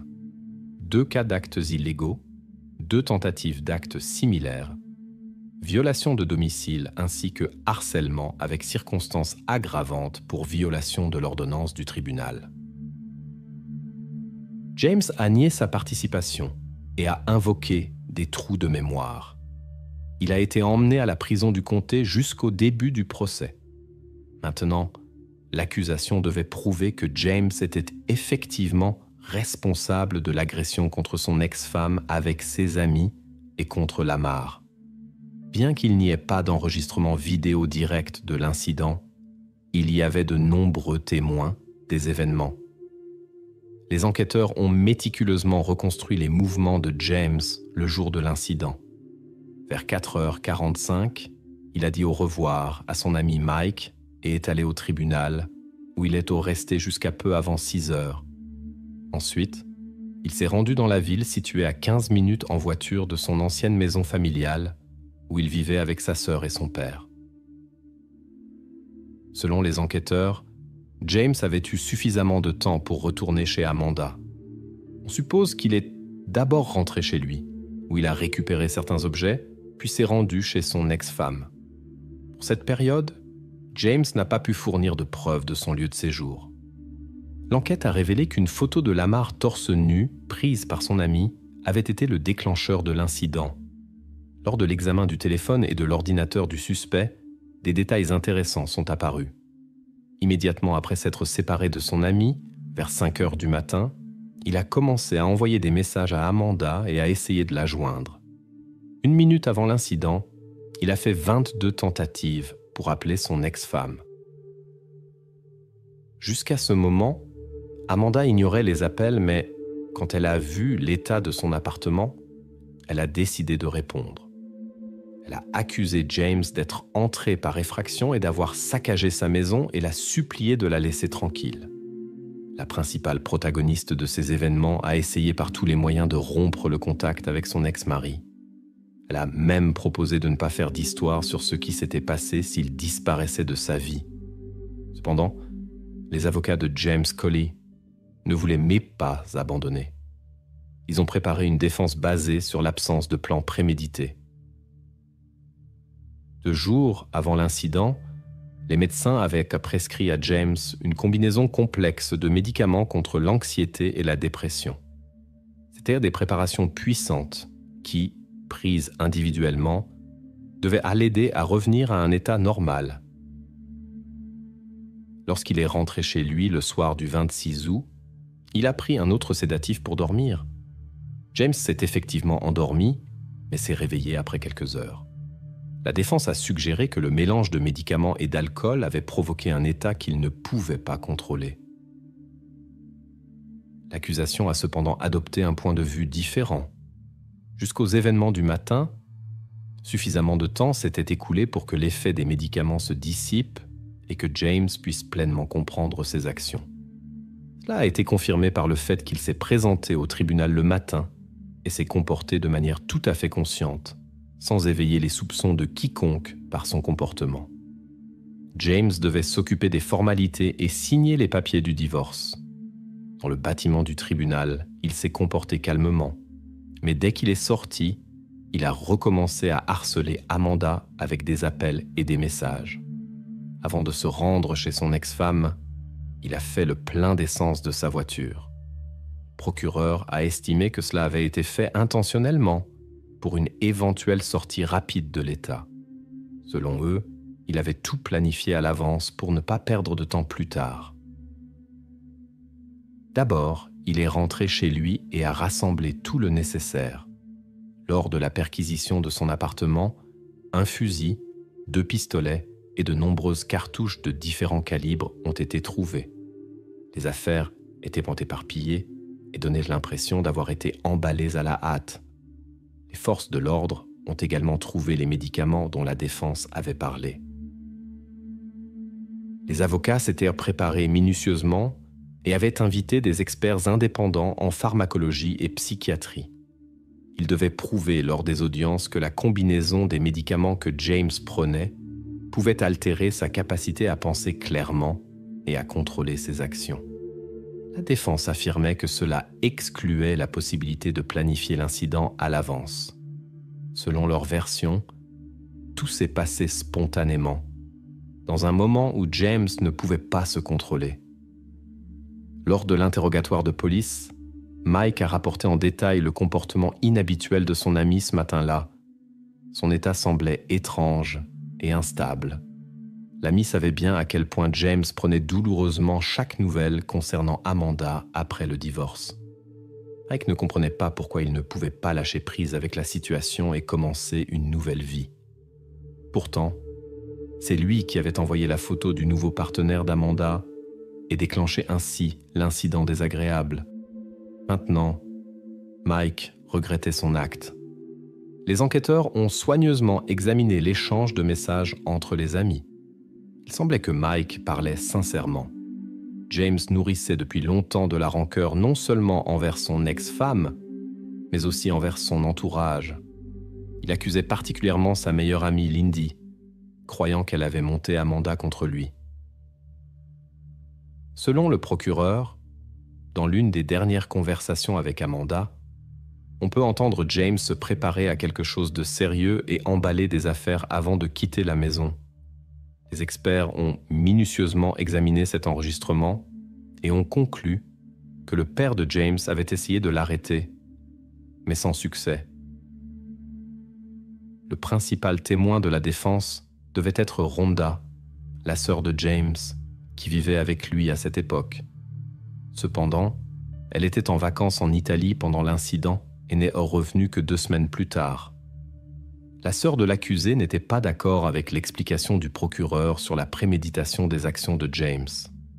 Elle affirmait que l'arme était depuis longtemps par hasard dans la voiture. Elle l'y avait elle-même gardée. Selon la défense, cela prouvait que l'incident n'était pas planifié à l'avance. L'accusation soupçonnait cependant que Rhonda essayait simplement d'aider son frère, dont elle avait toujours été proche. les procureurs ont souligné les incohérences dans les déclarations de la sœur. Elle s'est empêtrée dans des contradictions concernant les caractéristiques techniques de l'arme et n'a pas pu décrire précisément ce qu'elle prétendait avoir elle-même transporté dans la voiture. Cela a fait douter les jurés de ses paroles. Pour ce qui s'était passé, James risquait la peine la plus sévère, bien qu'il y ait eu des doutes sur cette issue. De telles sentences n'avaient pas été prononcées dans le district depuis plus de 7 ans. Cette possibilité ne pouvait cependant pas être exclue. La défense n'a pas essayé de prouver l'innocence de James. Leur tâche principale était d'obtenir une sentence plus clémente. Le seul moyen sûr d'éviter la peine maximale était de réduire l'accusation à un délit moins grave. Dans ce cas, James pourrait recevoir une peine d'emprisonnement à perpétuité sans possibilité de libération conditionnelle. Les avocats affirmèrent que James n'avait pas d'intention malveillante préméditée. Ils supposèrent qu'un conflit s'était produit dans la maison d'Amanda qui avait provoqué ces actions. Cependant, Rachel et Lamar, présents lors de l'incident, ont insisté sur le contraire. Selon leurs témoignages, tout s'est passé soudainement, sans aucune dispute ni provocation. Les procureurs ont présenté des preuves convaincantes que le retour de James chez lui n'était pas un hasard. Il était revenu délibérément pour chercher certains objets, ce qui indiquait la préméditation de ses actions. La preuve décisive était l'enregistrement d'une conversation téléphonique entre James et Amanda qui avait eu lieu juste avant l'incident. Cette conversation a été diffusée dans la salle d'audience. Pendant 14 minutes, Amanda a essayé de mettre fin à la communication avec son ex-mari. Elle pleurait, mentionnait l'ordonnance du tribunal et menaçait d'appeler la police s'il ne la laissait pas tranquille. Il était évident que la femme était sous la pression de son ex-mari depuis longtemps, mais cela ne l'a pas arrêtée. Après la présentation de tous les arguments, les jurés se sont retirés pour délibérer. Après 2 heures, ils ont annoncé leur verdict à l'unanimité. James a été reconnu coupable des 7 chefs d'accusation, y compris la violation de domicile. L'enquête était loin d'être terminée. Après 2 semaines, le jury s'est réuni à nouveau dans la même composition pour prendre une décision dans l'affaire James Colley. Ses défenseurs n'abandonnaient pas l'espoir et continuaient à défendre leur point de vue. Ils ont convoqué de nouveaux témoins pour confirmer la version des circonstances imprévues de l'incident. Un psychiatre judiciaire et un pharmacologue sont intervenus comme experts. Ils devaient prouver que la combinaison des médicaments pris pouvait causer des effets secondaires graves, y compris des pertes de mémoire. Les experts affirmaient que l'accusé se trouvait dans un état de parasomnie, ce qui signifie qu'il ne pouvait peut-être pas comprendre ses actions et ne pouvait pas s'en souvenir. Selon le psychiatre, les personnes dans cet état peuvent se déplacer, conduire une voiture et même effectuer des actions apparemment sensées, bien qu'en réalité elles agissent inconsciemment. Leurs mouvements peuvent être non coordonnés, mais un profane en médecine pourrait ne rien remarquer d'inhabituel. L'accusation a cependant réfuté ces arguments en présentant des enregistrements du tribunal que James avait visité ce matin-là. Avant l'incident fatal avec son ex-femme, il avait été en contact avec de nombreuses personnes qui auraient pu remarquer quelque chose d'inhabituel dans son comportement. Cependant, il se comportait avec assurance et naturellement, sans montrer de signes de somnolence ou de confusion typiquement observés chez les personnes atteintes de parasomnie. L'accusation a réussi à nouveau à prouver la culpabilité de l'accusé, dont les actions ont laissé 5 enfants sans soins maternels, 2 d'Amanda et 3 de Lindy. Les jurés ont prononcé à l'unanimité la peine la plus sévère. Dans la 3e phase des audiences, le tribunal a donné à la défense une dernière chance de présenter des arguments convaincants pour une réduction de peine. C'est alors que James est apparu personnellement pour la première fois.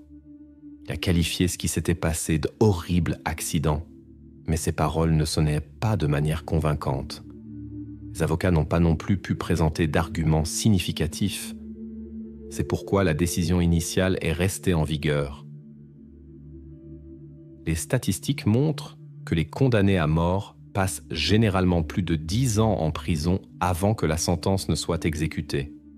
Cela est dû aux tentatives constantes de la défense d'obtenir une réouverture du procès. Les avocats de James ont déjà déposé plusieurs recours, jusqu'à présent sans succès, mais continuent d'espérer un résultat positif. Parfois, les gens ont le don de pressentir les changements à venir, comme s'ils pouvaient regarder derrière le voile de l'avenir. L'intuition leur suggère des événements imminents et les fait chercher des moyens de changer ce qui est prédestiné. Mais malgré tous nos efforts pour réécrire le scénario du destin, certaines pages sont déjà écrites depuis longtemps. C'est peut-être pour cela que les anciens disaient « On ne peut pas dévier de son propre chemin ». L'histoire nous mène à Terry McAdams, une jeune femme énergique de 22 ans de l'Arkansas, dont la vie était remplie de moments lumineux et de rencontres inoubliables. Au moment des événements décrits, elle s'était installée à Arlington, Texas. Depuis sa jeunesse, Terry attirait l'attention par sa beauté naturelle et son caractère vivant. Les habitants étaient habitués à la voir au volant d'une décapotable glissant dans les rues de la ville. Elle conduisait souvent avec des amis, la musique à fond. Beaucoup plaisantaient en disant qu'ils entendaient Terry avant de la voir. Elle développa des relations particulièrement chaleureuses avec ses sœurs, Hopper et Pamela. Elles passaient souvent des soirées ensemble, profitant de la compagnie et du plaisir. Terry devint pour elle non seulement une grande sœur, mais une véritable mentor qui les aida à trouver un langage commun avec leur mère. Elle leur apprit à danser et à conduire, partageant ses expériences et ses connaissances. Pendant ces années d'école, Terry brillait dans l'équipe des Pom-Pom Girls. Malgré les costumes voyants et l'attention générale, elle resta une jeune femme modeste et bien élevée. La danse devint sa passion. Pendant des années, elle perfectionna ses compétences dans des cours et divers événements. Après l'obtention de son diplôme, Terry voyagea en Europe. C'est alors que se produisit une rencontre qui laissa une impression indélébile dans sa mémoire. En Grande-Bretagne, lors d'une soirée dansante, elle rencontra par hasard la princesse Diana. Ce moment devint l'un des plus mémorables de sa vie. Les gens autour d'elle remarquaient un trait particulier de Terry. Elle profitait sincèrement de chaque moment de la vie. Après l'école, elle s'inscrivit à l'université de l'Arkansas, mais décida bientôt de déménager à Arlington, Texas, auprès de son fiancé, qui était un peu plus âgé et avait déjà terminé ses études.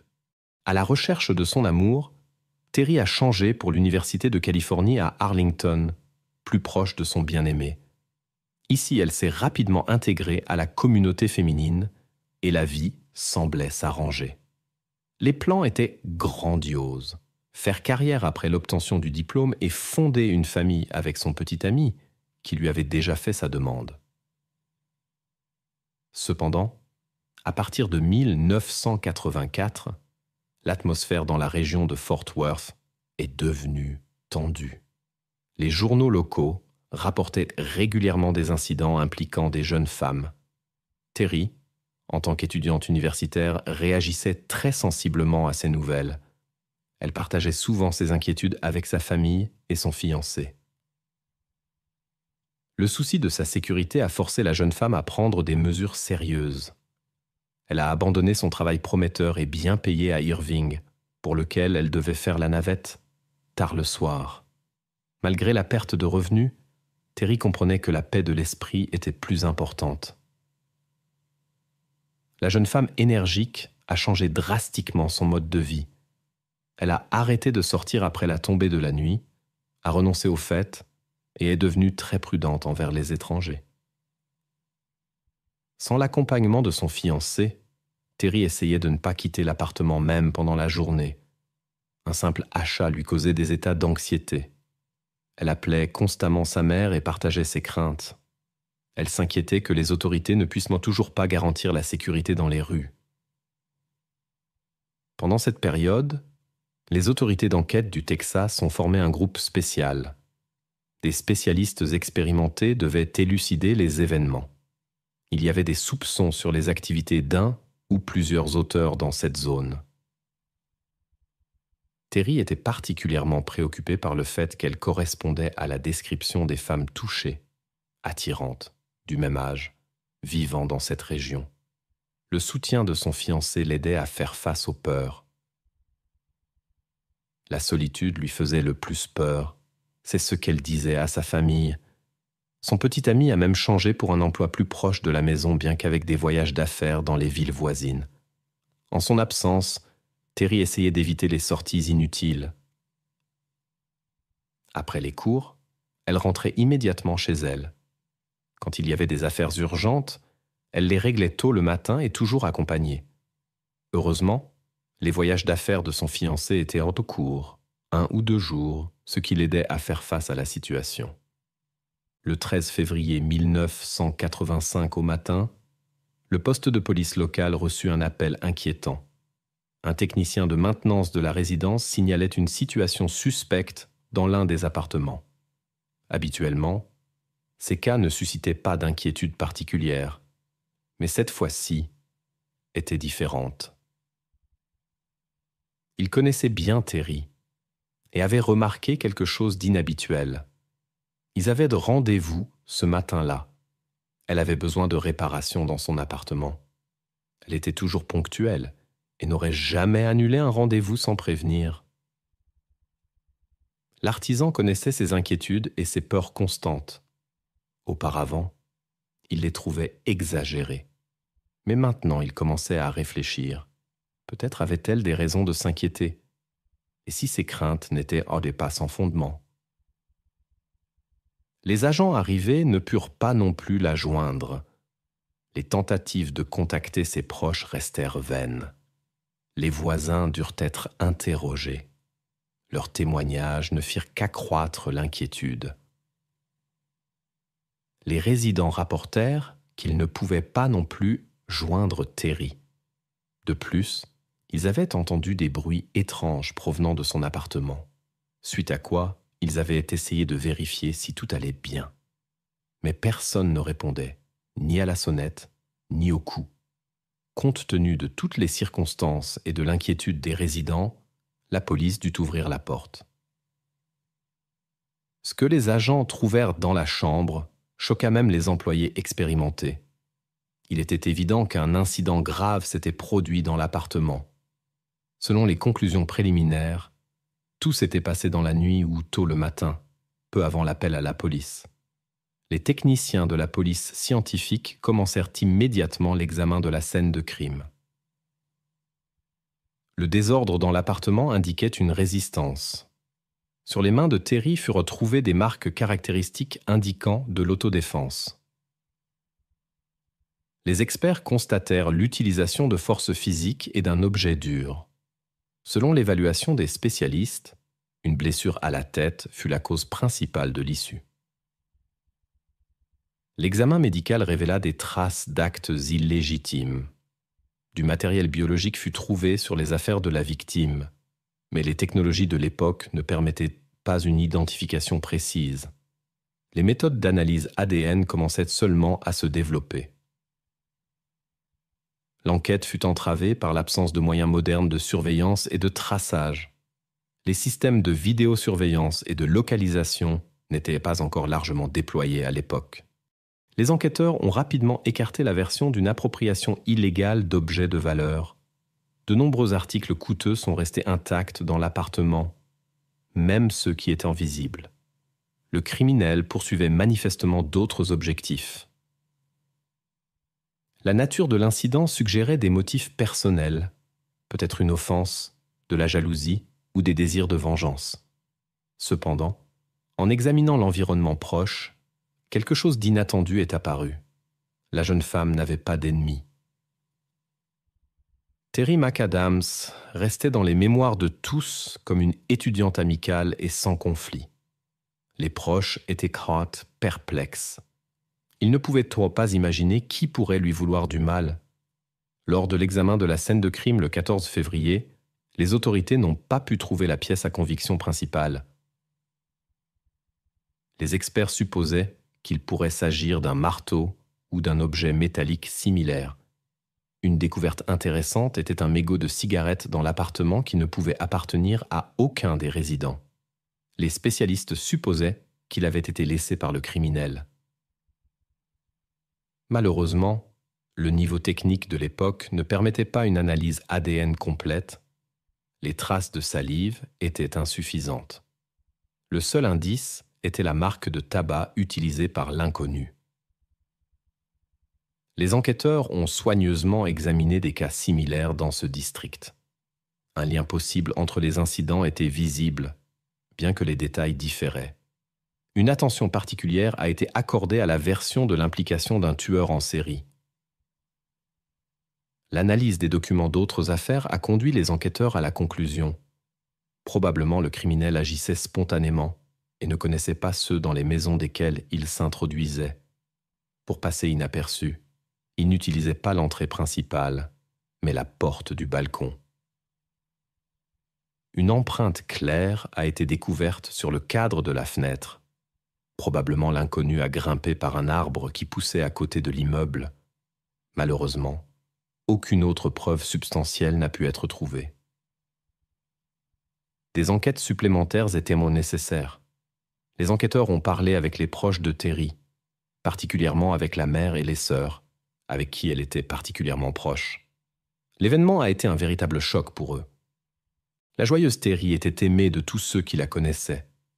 Son état préoccupé ces derniers temps n'en paraissait que plus surprenant. Elle semblait sentir le danger approcher, essayait de sortir moins souvent de chez elle et montrait une prudence inhabituelle. Malgré toutes les précautions, les tristes incidents se sont produits directement dans son appartement. Des rumeurs inquiétantes se répandaient dans la ville. Les résidents exprimaient leurs inquiétudes concernant l'apparition d'un malfaiteur qui pourrait s'introduire dans n'importe quel appartement. On supposait qu'il choisissait de jeunes femmes attirantes, les observait et attendait le moment propice. Les habitants de la ville étaient sérieusement préoccupés par leur sécurité, particulièrement celle des jeunes femmes. En vrais Texans, ils décidèrent de s'occuper eux-mêmes de leur protection. Dans les mois qui suivirent, les armureries locales enregistrèrent une augmentation significative des ventes. Dans le contexte de l'inquiétude publique croissante, la pression sur les forces de l'ordre s'intensifia. Le shérif du comté s'adressa au public dans un message télévisé demandant à tous ceux qui disposaient d'informations sur l'incident de contacter la police.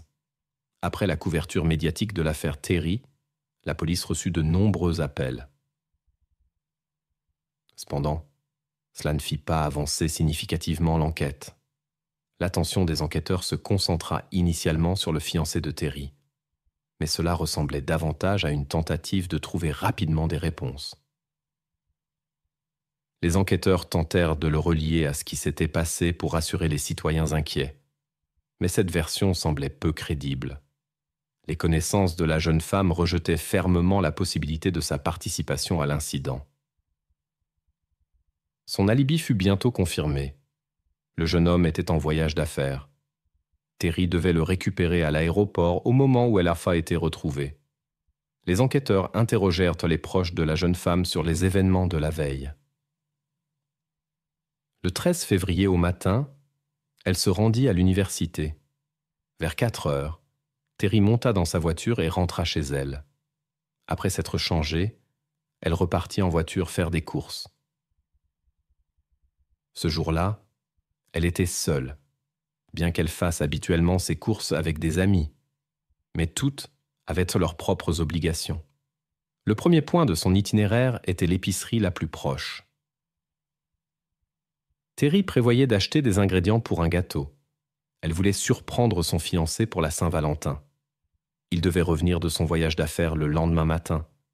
Le jeune homme arriva chez lui quelques heures plus tard, alors que les spécialistes travaillaient déjà sur la scène de crime. Les employés du supermarché ont confirmé la visite de la jeune femme. Comme preuve, ils ont présenté le reçu de Terry. Parmi les articles achetés se trouvaient effectivement tous les ingrédients nécessaires pour un gâteau. Selon le reçu, la jeune femme a terminé ses achats vers 18h30. Les enquêteurs ont interrogé tous les visiteurs du magasin dans l'espoir de trouver des témoins qui auraient remarqué quelque chose d'inhabituel. Par exemple, quelqu'un qui aurait porté une attention excessive à Terry. Cependant, les témoins n'ont décrit qu'un achat ordinaire.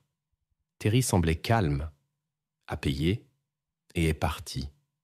Rien n'indiquait une présence indésirable. Ensuite, la jeune femme est rentrée chez elle, où elle est apparemment restée jusqu'au matin. Le lendemain, elle avait pris rendez-vous avec un électricien pour réparer des câbles défectueux. Cet ouvrier fut le premier à donner l'alarme. Par un malheureux hasard, les voisins les plus proches étaient absents toute la soirée et la nuit. Les habitants des logements plus éloignés ont entendu des bruits, mais ne leur ont pas accordé d'importance particulière, car tout est rapidement devenu silencieux. La nature de l'incident suggérait que l'auteur nourrissait de fortes émotions négatives envers la jeune femme. Habituellement, dans de tels cas, le coupable est recherché dans le cercle des connaissances, mais ici cette version ne s'est pas confirmée. Le fiancé de Terry se trouvait loin de la ville et était bouleversé par l'incident. Dans quelques mois, le couple prévoyait leur mariage. Il est notable que la bague de fiançailles offerte par le fiancé d'une valeur de 5 000 $ a disparu. Au début, cela a conduit les enquêteurs à l'idée d'une appropriation illégale qui ne s'est pas déroulée comme prévu.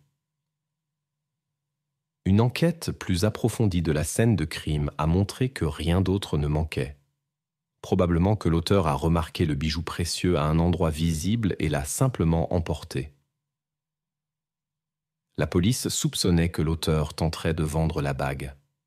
Environ 250 prospectus avec une photo du bijou ont été distribués non seulement aux prêteurs sur gages locaux, mais aussi dans les villes voisines de Fort Worth et Dallas. Toutes les organisations liées au commerce de bijoux ont été informées de la perte. Néanmoins, personne n'a signalé l'apparition de la bague recherchée. Les enquêteurs ont minutieusement examiné toutes les pistes disponibles, mais aucune n'a conduit à des résultats significatifs. Chaque personne ayant éveillé des soupçons pendant l'enquête pouvait présenter un alibi fiable, soutenu par des témoignages ou des documents. Une attention particulière a été portée aux personnes ayant un passé criminel qui vivaient dans ce district. Parmi eux, certains étaient en liberté à ce moment-là. Cependant, ils ont tous pu prouver leur innocence dans l'incident. L'enquête a progressivement ralenti. Les proches de Terry ont fait tous les efforts possibles pour donner un nouvel élan à l'affaire. Ils s'adressaient régulièrement au public via les médias, apparaissaient dans des émissions de télévision et de radio. Ils ont affiché de nombreux tracts d'information dans tout le district. Mais tous les efforts sont restés vains. Finalement, l'affaire Terry McAdams a été classée dans les archives des incidents non résolus. La famille n'a pas abandonné ses tentatives de découvrir la vérité, mais la police manquait simplement de ressources et de preuves pour avancer. L'enquête a été suspendue pendant 36 ans, jusqu'en 2021. À ce moment-là, une équipe spéciale d'enquêteurs et de criminologues expérimentés a été formée pour réexaminer les anciennes affaires avec des technologies modernes. Parmi elles se trouvait l'affaire Terry McAdams. De nouvelles méthodes d'analyse ADN sont apparues, permettant un nouveau regard sur les preuves conservées. Des traces biologiques de l'agresseur ont été trouvées sur les effets personnels de Terry et sur la literie. Lors de sa résistance, elle a laissé des particules de peau de l'agresseur sous ses ongles. Un mégot de cigarette a également été prélevé des archives pour analyser d'éventuelles traces de salive. L'examen approfondi a aidé à établir un profil génétique du suspect présumé. Cependant, la vérification dans la base de données CODIS, qui contient des informations sur les délinquants enregistrés, n'a donné aucune correspondance. Les proches de Terry espéraient obtenir des réponses aux questions qui les tourmentaient depuis des décennies. Mais malgré l'optimisme initial, l'enquête s'est à nouveau enlisée. Il a fallu encore plusieurs années de travail continu avant de décider d'appliquer une nouvelle méthode, la technologie de généalogie génétique. Pour cela, l'aide de spécialistes du FBI a été demandée. En août 2023, la police locale a contacté des spécialistes du FBI à Dallas concernant l'affaire Terry McAdams. Les enquêteurs ont décidé d'appliquer une nouvelle méthode, l'analyse génétique des preuves collectées pour créer un arbre généalogique de la personne recherchée. Cette approche a permis d'aller au-delà de la base de données CODIS standard, qui ne stockait que les données des personnes ayant des problèmes juridiques. L'enquête généalogique a ouvert l'accès à un cercle plus large de personnes, y compris les parents de la personne recherchée, même les plus éloignés. La méthode s'est avérée particulièrement efficace grâce à de vastes bases de données où les gens téléchargeaient volontairement leurs résultats de tests ADN. Au moment de l'enquête, ces bases de données avaient tellement augmenté que la probabilité de correspondance était proche de 100%. Les résultats n'ont pas tardé à arriver. Les spécialistes du bureau ont pointé vers la famille Sharp, une famille américaine typique. L'un de ses membres a attiré une attention particulière, Bernard. Dans les années 80, quand Bernard avait environ 30 ans, il attirait souvent l'attention des forces de l'ordre. Au moment de l'incident avec Terry, il était marié. Le fait intéressant était que Bernard ne connaissait pas seulement Terry. Ils étaient voisins. De plus, pendant l'enquête initiale, il a activement collaboré avec les enquêteurs et soutenu la famille de Terry. À l'époque, Bernard a fourni un alibi qui a d'abord suscité des doutes chez les enquêteurs. Cependant, son épouse a confirmé les déclarations de son mari, ce qui a contribué à dissiper les soupçons à son égard. Ensuite, l'enquête s'est poursuivie dans d'autres directions, mais sans succès. Les événements du 3 novembre 85 ont changé la vie de nombreuses personnes à jamais. Tard dans la soirée, le commissariat a reçu un appel alarmant d'un homme qui s'est présenté comme le cousin de l'épouse de Bernard. Il a signalé un incident impliquant une arme à feu et a demandé une aide urgente. Selon ses déclarations, une personne armée se trouvait dans la maison et avait causé des dégâts. Les forces de l'ordre arrivées sur place ont été confrontées aux conséquences d'événements tragiques. Selon le témoin arrivé, il était rentré chez lui, le soir, avec sa femme, l'amie et la sœur de celle-ci. L'agresseur les attendait déjà dans la maison. Une confrontation avec des coups de feu a commencé. 2 femmes ont été touchées. Le cousin a été blessé, mais a pu quitter les lieux et atteindre la maison voisine. La blessure s'est avérée non grave. Le témoin supposait qu'il n'était resté indemne que parce qu'il n'était pas la cible principale.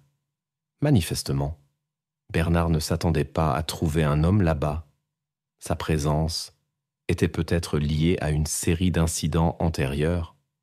Quand le plan ne s'est pas déroulé comme prévu, il a commencé à agir de manière chaotique. Sur les lieux, on a également trouvé le beau-frère de Bernard grièvement blessé et Bernard lui-même avec une blessure à la tête. Une arrestation n'était plus possible. Le 3 novembre 1985, Bernard est décédé. Cela expliquait pourquoi, après ces événements, les cas de harcèlement de jeunes femmes dans la ville ont cessé. Heureusement, le beau-frère s'est remis de ses blessures. Après une longue rééducation, sa santé a été complètement rétablie. Les raisons de ce qui s'était passé sont restées un mystère pour lui. Bernard n'a laissé aucune explication de ses actes. Probablement que sa dernière décision était spontanée. L'enquête n'a trouvé aucun témoin à qui il aurait parlé de ses intentions ou de son implication dans les incidents avec Terry et d'autres jeunes femmes. Bien qu'il ait laissé entendre à certains amis proches qu'il connaissait le coupable de l'incident avec Terry, il n'a jamais cité de nom. Si c'était une tentative d'attirer l'attention ou autre chose, cela étant resté inconnu. La police se trouvait dans une situation difficile. Elle n'avait pas d'échantillon d'ADN de Bernard pour l'enquête. La recherche de son dernier lieu de repos s'est également avérée infructueuse. Dans cette situation, les enquêteurs ont dû recourir à une solution non conventionnelle. Pour prouver le lien de Bernard avec l'incident de Terry McAdams, les officiers ont dû se rendre dans l'État voisin pour rencontrer son parent éloigné. Bien que l'homme ne voulait pas que son nom apparaisse dans les dossiers de l'affaire, il a néanmoins accepté de fournir son matériel génétique. Grâce aux méthodes de généalogie médico-légale, il a été possible d'obtenir les preuves nécessaires de l'implication de Bernard. Lorsque Bernard n'était plus là, les forces de l'ordre n'avaient pas la capacité technique de comparer les traces génétiques des scènes de crime. Cela a empêché l'identification opportune d'un lien entre les incidents précédents. Probablement, la raison en était qu'avant les événements tragiques avec les parents, la méthode de Bernard était complètement différente. Il n'utilisait pas d'équipement de combat, mais procédait différemment. Possiblement, la charge de travail élevée du département avec d'autres cas pendant cette période a empêché de reconnaître certains modèles. Comme Bernard s'est donné la mort, ses empreintes digitales ne sont jamais entrées dans la base de données de la police, ce qui a exclu la possibilité de toute correspondance. Jusqu'au dernier jour, il vivait près de la maison de Terry. À 30 ans, il avait déjà accumulé un impressionnant casier judiciaire. Particulièrement inquiétant fut le cas de 2 jeunes femmes qu'il avait attirées chez lui sous un prétexte. Heureusement, les femmes ont réussi à se libérer et à aller à la police. Bernard Sharp a été arrêté et inculpé, mais grâce à l'habile travail de son avocat, la peine de prison s'est avérée étonnamment légère. Peu après sa libération, il est réapparu dans les rapports de police, ce qui a finalement conduit aux événements tragiques avec Terry. Compte tenu des particularités de ses actions, les enquêteurs soupçonnaient sa participation à d'autres incidents dans cette zone. Cela semblait être une réponse probable à la question de l'identité du perpétrateur qui pourrait être liée à plusieurs cas non résolus, les mêmes qui avaient tant troublé Terry de son vivant. Le profil du parent a été transmis au FBI, bien qu'il fût déjà connu dans les milieux criminels. Cependant, il n'existe toujours pas de preuves concluantes de sa participation à d'autres cas. L'enquête se poursuit, mais pour les proches de Terry, l'identification du perpétrateur a apporté un certain soulagement. Bien qu'ils ne vivront pas pour le voir comparaître devant la justice, la résolution de l'affaire leur a donné un sentiment de clôture. Après 39 ans, l'affaire a finalement été résolue grâce à la technologie moderne. Les sœurs de Terry sont apparues à la télévision locale et ont donné plusieurs interviews partageant leurs sentiments après la résolution de l'affaire qui était restée non résolue pendant près de 4 décennies. Elles ont admis qu'elles auraient préféré voir le triomphe de la justice de leurs propres yeux, mais ont trouvé du réconfort dans le fait que cette personne dangereuse avait mis fin à ses activités criminelles d'elle-même il y a de nombreuses années et ne pouvait plus nuire à personne. Si cela ne s'était pas produit, il aurait pu y avoir beaucoup plus de victimes dans les décennies suivantes.